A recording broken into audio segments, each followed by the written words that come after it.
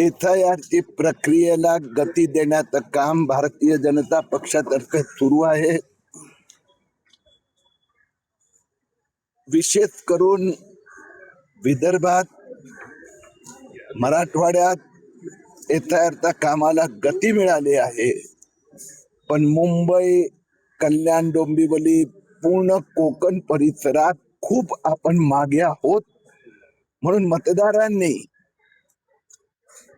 आपलं नाव नोंदवावं. त्याचबरोबर एक लक्षात आलेलं आहे की अनेक ठिकाणी मशिदीतून BLO ने जाऊन फॉर्म भरलाय. बोगस मतदार नोंदणी, बांगलादेशीचं नाव फॉर्म परत भरलं गेले आहेत. त्याच्यावर हरकती घेऊन त्यांचं नाव मतदार यादीतून कापण्यासाठी कार्यकर्त्यांना मार्गदर्शन करण्यासाठी आलो होतो.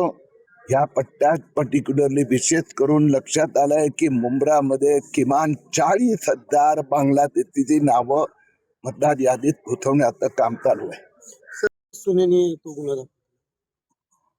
काही गोष्टी पारिवारिक असते, त्याला राजनीतिक स्वरूप देऊ नये. परिवारात जर कुणाला अडचण असेल त्यांना कायदा सुव्यवस्थेच्या दृष्टीने योग्य मदत ते अधिकारी करणार.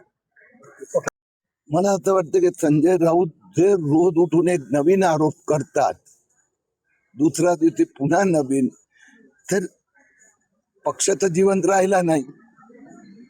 आता स्वतः TV चॅनलला राजदर्शन करून जिवंत राहण्याचा प्रयत्न करतात. तुम्ही त्यांना साथ दिली पाहिजे.